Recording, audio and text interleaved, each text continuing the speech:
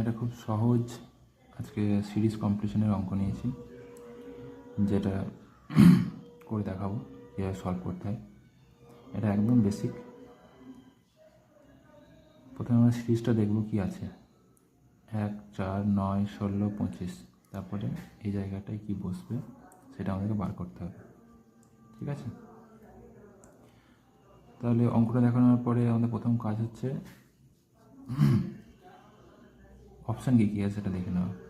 35, 36, 48, 49, এবং সেই অনুসারে আমরা অঙ্কটা করার চেষ্টা করব।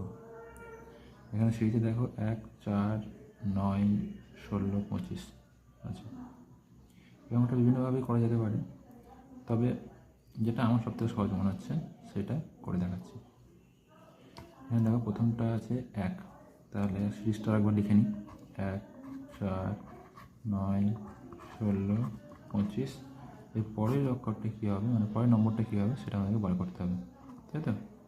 তাহলে 1কে আমরা কীভাবে লিখতে পারি, 1 স্কোয়ার।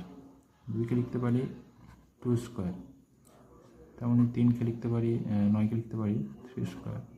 4কে লিখতে পারি 4 স্কোয়ার।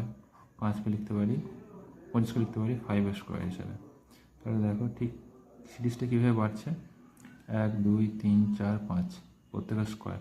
1 স্কোয়ার করলে 1, 2 স্কোয়ার করলে 4, 3 স্কোয়ার করলে 9, 4 স্কোয়ার করলে 16, 5 স্কোয়ার করলে 25।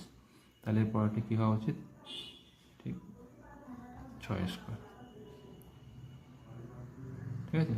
তাহলে 6 স্কোয়ার ইজ ইকুয়াল টু হচ্ছে 36, এবং 36টা আমাদের অপশানেও আছে, তাই তো? তাহলে অ্যান্সার হবে 36।